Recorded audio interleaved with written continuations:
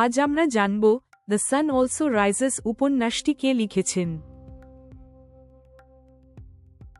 The sun also rises is a novel written by ক. Charles Dickens, খ. Herman Melville, গ. Ernest Hemingway, ঘ. Thomas Hardy. এটি বিংশ শতাব্দীর একটি বিখ্যাত ইংরেজি উপন্যাস।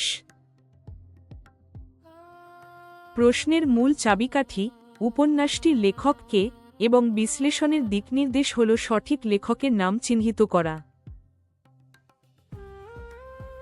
আর্নেস্ট হেমিংওয়ে ছিলেন বিংশ শতাব্দীর অন্যতম বিখ্যাত আমেরিকান ঔপন্যাসিক ও ছোট গল্পকার। দ্য সান অলসো রাইজেস তার রচিত উপন্যাস। তিনি 1954 সালে সাহিত্যে নোবেল প্রাইজ লাভ করেন। সুতরাং সঠিক উত্তর হল গ. Ernest Hemingway. ক. চার্লস ডিকেন্স ভিক্টোরিয়ান যুগের ঔপন্যাসিক, অলিভার টুইস্ট ও গ্রেট এক্সপেকটেশনস এর রচয়িতা। খ. হারম্যান মেলভিল আমেরিকান ঔপন্যাসিক, বিখ্যাত মোবি ডিক এর জন্য। ঘ.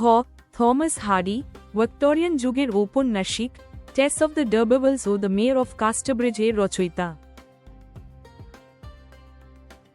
অনেকে চার্লস ডিকেন্স মনে করে, কিন্তু প্রশ্নটি দ্য সান অলসো রাইজেস উপন্যাসের লেখক নিয়ে, তাই ডিকেন্স বাছাই করা ভুল। আর্নেস্ট হেমিংওয়ে তার উল্লেখযোগ্য রচনার মধ্যে the old man and the sea, a farewell to arms এবং for whom the bell tolls বিশেষভাবে পরিচিত। ব্যাখ্যা: দ্য সান অলসো রাইজেস উপন্যাসটি বিংশ শতাব্দীর বিখ্যাত উপন্যাস, যা হারানো প্রজন্ম লস্ট জেনারেশন এর জীবনধারা নিয়ে লেখা। Try, The Old Man and the Sea is a novel written by ক. Charles Dickens, খ. Herman Melville, গ. Ernest Hemingway, ঘ. Thomas Hardy. Answer: গ. Ernest Hemingway. সুতরাং সঠিক উত্তর হল গ. Ernest Hemingway.